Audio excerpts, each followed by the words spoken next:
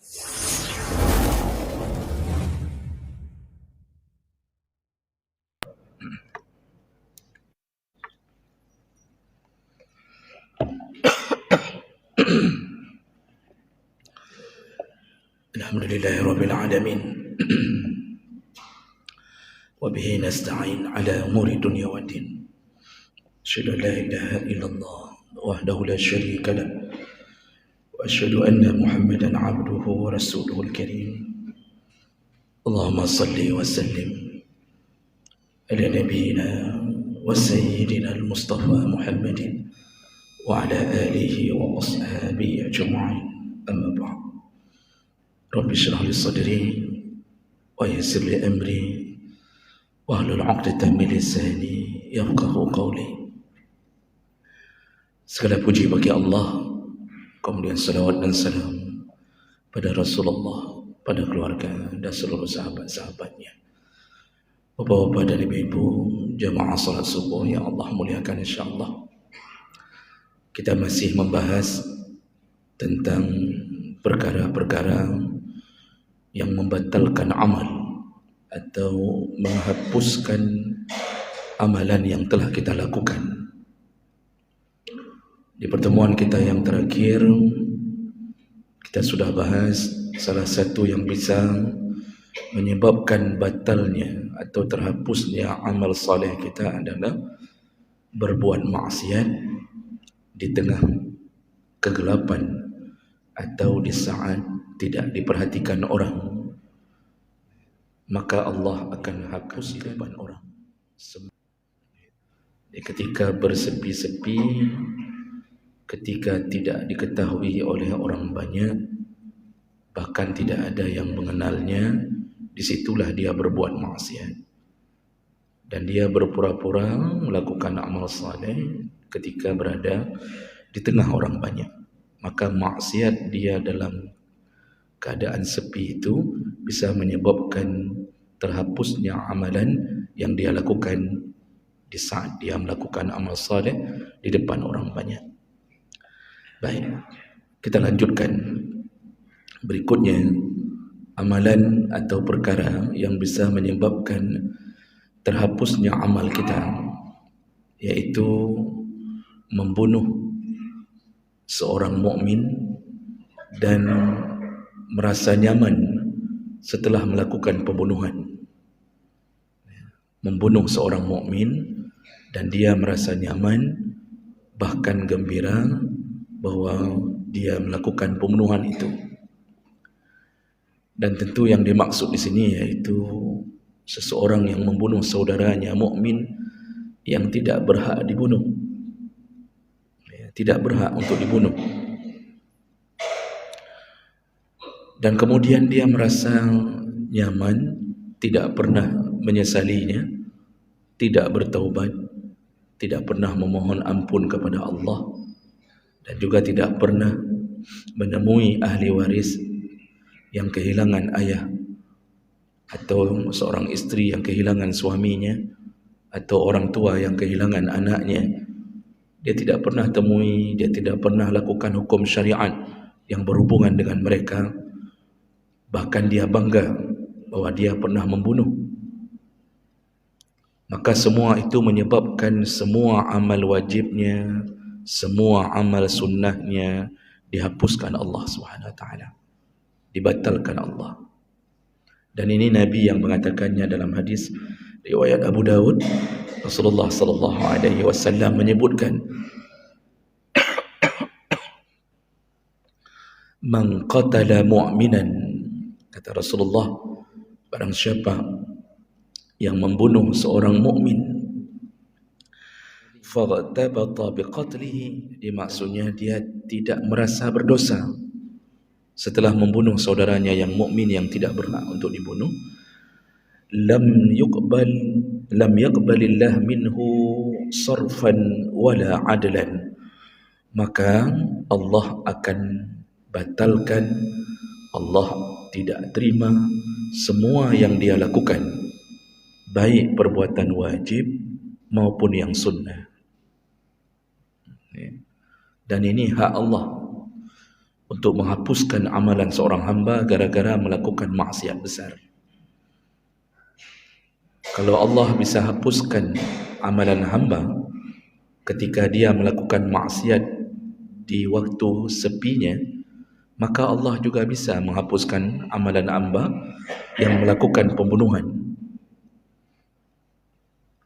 Jadi semua yang dia pernah lakukan dan yang akan dia lakukan sebelum dia bertaubat, Allah batalkan. Baik yang wajib, dia pernah melakukan rukun Islam dengan baik, salat ada, kemudian puasa jalan, zakat dia bayar, bahkan sudah berhaji, tapi kemudian dia melakukan pembunuhan seorang mukmin, Allah batalkan semuanya. Kalau yang wajib saja dibatalkan Allah, apalagi yang sunnah. Maka sayang sekali orang hari ini, mereka yang pernah membunuh lalu merasa aman di hari kiamat, padahal yang dia angan-angankan masuk surga jauh dari surga, jauh sekali dari surga. Jangankan membunuh mukmin, membunuh kafir saja yang bukan kafir harbi. Jangankan membunuh mukmin, membunuh seorang kafir yang bukan kafir harbi, artinya bukan kafir yang memerangi kita. Kita bunuh Cina di Lot Semawe, mereka bayar pajak, mereka tidak mengganggu kita, kita bunuh. Atau bisa jadi kita rampok, kemudian kita bunuh. Membunuh kafir yang bukan kafir harbi saja, kata Rasulullah, man qatala zimmiyan, dalam hadis yang lain mu'ahidan, barang siapa yang membunuh kafir zimmi atau mu'ahid, yaitu yang dijamin aman tinggal di negara Islam, maka haramlah baginya surga. Jangankan mendapatkan pintu surga, mencium bau surga pun tidak boleh.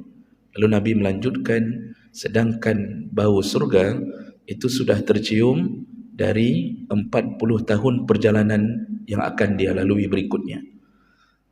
Jadi 40 tahun lagi dia akan sampai ke pintu surga, itu bau surga sudah tercium. Tapi pembunuh orang kafir ini tidak mendapatkan baunya, berarti tidak ada jalan lain dalam neraka. Itu bunuh kafir yang tidak membuat ulah, apalagi membunuh sesama kita. Maka berhati-hatilah dengan urusan ini, jangan terjebak seakan-akan perintah negara adalah perintah Allah. Jadi orang merasa bahwa perintah negara adalah perintah Allah, sehingga orang terjebak. Demi negara dia membunuh sesama mukmin, tapi Allah tidak lepaskan dia di akhirat. Jangan merasa membela suku yang tidak ada hubungan dengan syariat, kemudian kita dianggap sah membunuh sama mukmin. Tidak. Jamaah melakukan Allah Subhanahu wa taala. Pembunuhan ini panjang urusan dengan Allah dibandingkan dengan yang lain. Pembunuhan termasuk yang paling panjang yang harus dia hadapi. Ada 3 level yang dia harus tanggung jawab. Yang pertama, tanggung jawabnya kepada hak Allah. Tanggung jawab kepada hak Allah. Karena Allah mengharamkan pembunuhan. Allah Subhanahu wa taala menyebutkan dalam surat An-Nisa, "Wa may yaqtul mu'minan muta'ammidan fajazaohu jahannam khalidan fiha." Barang siapa yang membunuh seorang mukmin dengan sengaja, maka dia akan dibenamkan ke dalam neraka Jahannam, dan yang lebih dahsyat adalah kalimat khalidan fiha, dia kekal di dalamnya. Dia kekal di dalamnya. Wa ghadiballahu alaihi, Allah marah kepadanya. Wa la'anahu, Allah laknat dia. Wa a'adda lahu, dan Allah persiapkan untuknya azaban alima. Ini hak Allah. Berarti yang membunuh siap-siap dimasukkan ke dalam neraka Jahannam dalam keadaan kekal. Padahal bahasa kekal itu dipakai kepada orang kafir. Tapi pembunuh Juga Allah pakai kalimat kekal, walaupun para ulama kemudian menjabarkan makna kekal, kalau dia masih bertauhidkan la ilaha illallah Muhammadur Rasulullah, ada kemungkinan diampunkan, tetapi dia dihukum seperti orang yang kekal, seakan-akan dia menjadi kafir terlalu lama dalam neraka. Belum lagi ada hadis Nabi, ketika Nabi memberi syafaat, Nabi bisa keluarkan orang-orang mukmin walaupun punya amalan sebesar biji zarrah. Nabi bisa keluarkan dengan syafaatnya, diizinkan Allah untuk mengeluarkan mukmin dari neraka walaupun beramal dengan sebesar biji zarrah, ataupun cuma mengandalkan kalimah la ilaha illallah. Nabi bisa keluarkan dalam hadis riwayat Muslim yang panjang. Tapi di ujung hadis Nabi mengatakan, semua mukmin telah kukeluarkan dengan izin syafaat dari Allah, kecuali yang ditahan oleh Al-Quran, kata Nabi. Kecuali yang ditahan oleh Al-Quran. Salah satu yang ditahan oleh Al-Quran siapa? Pembunuh. Makanya Quran sudah bilang, pembunuh kekal dalam neraka. Makanya berhati-hatilah dalam urusan ini. Menjadi korban lebih baik daripada menjadi pembunuh. Kecuali kita berhak membunuh. Contoh, ketika kita dibegal, dirampok, dan sudah nampak tanda-tanda kita akan dibunuh, di saat itu membunuh menjadi halal. Dan itu hadis dari Abi Hurairah. Kata Abu Hurairah, ya Rasulullah, kalau aku dibunuh oleh perampok, bagaimana nasibku? Kata, kalau aku membunuh perampok, bagaimana nasibku? Kata Rasulullah, engkau tidak berdosa, dia dalam neraka. Kalau aku yang dibunuh, aku syahid, engkau syahid, kata Rasulullah.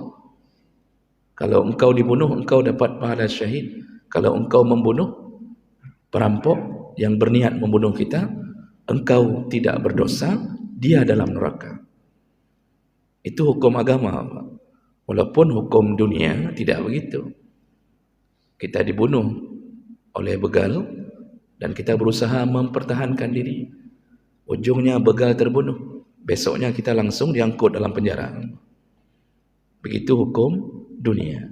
Makanya baik tak kebodohnya ayo semengut mendumbun. Ini harus kita ucapkan dengan bahasa Aceh. Jadi Bapak Ibu yang Allah muliakan, jadi 3 tanggungjawab para pembunuh. Yang pertama, tanggungjawab dengan hak Allah Subhanahu wa ta'ala. Kemudian Allah juga akan membuat hak, harus tanggungjawab hak yang kedua. Apa itu hak yang kedua?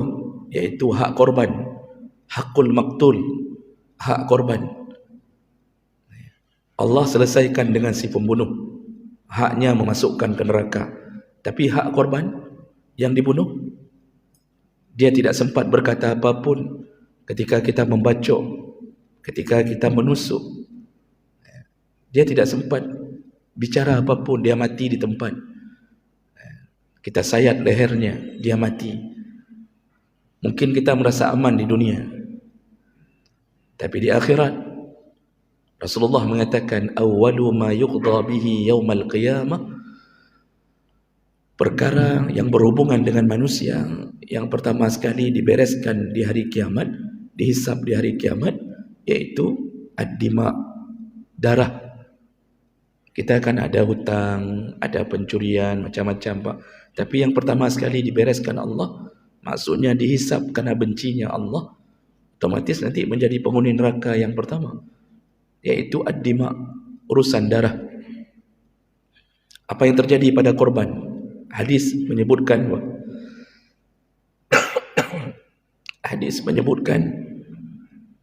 nanti Allah datangkan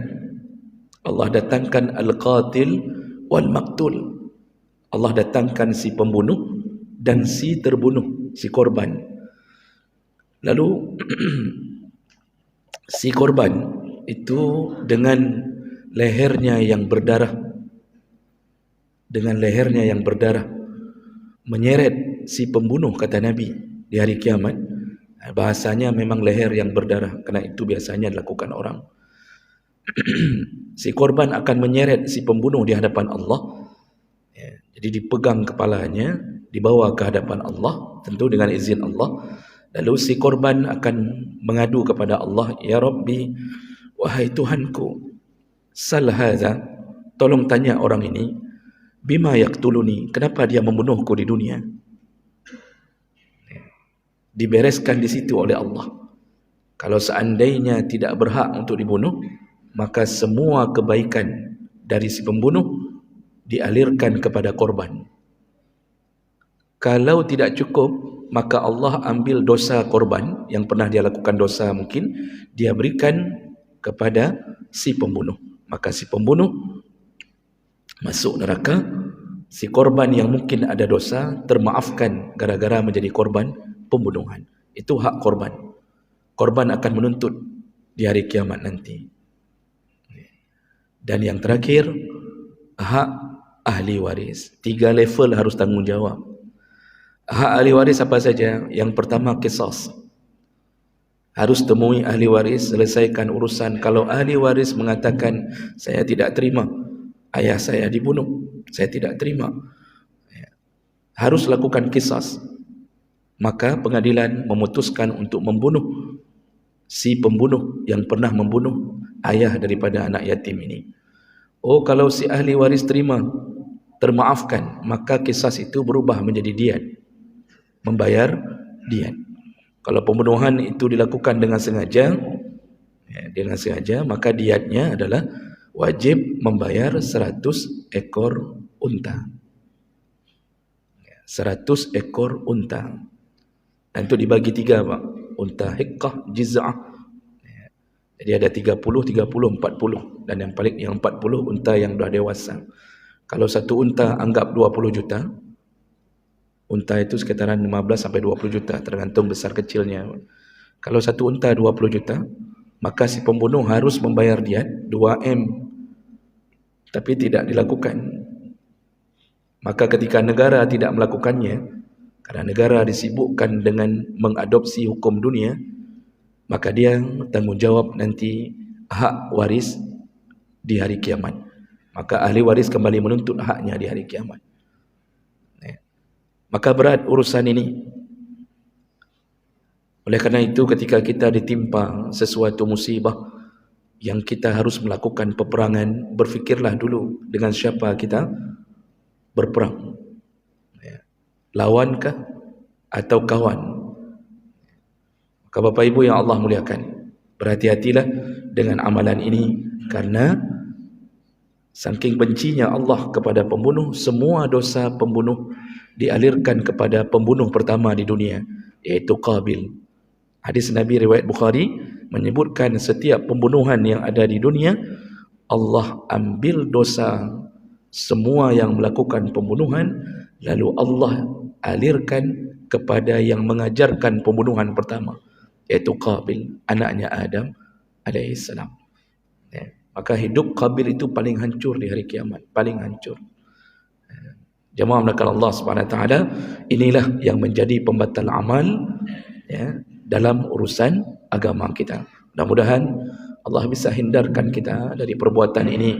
Allah bisa ringankan urusan kita seandainya pun kita sudah melakukannya. Subhanakallahumma wa bihamdik, asyhadu an la ilaha illa anta, astaghfiruka wa atubu ilaik. Wassalamualaikum warahmatullahi wabarakatuh.